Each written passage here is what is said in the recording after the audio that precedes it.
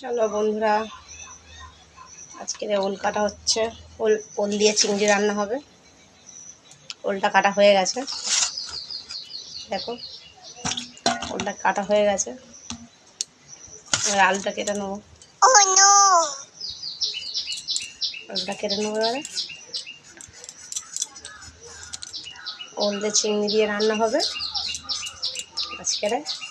বাইরে চিংড়ি নিয়ে এসছে।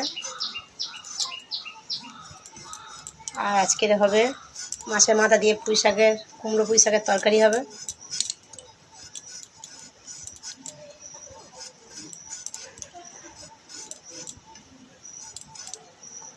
তাই কুমড়ো কাটছি।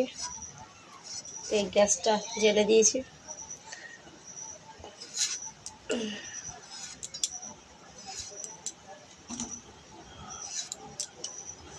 চিংড়িটা ভাজবে এবারে।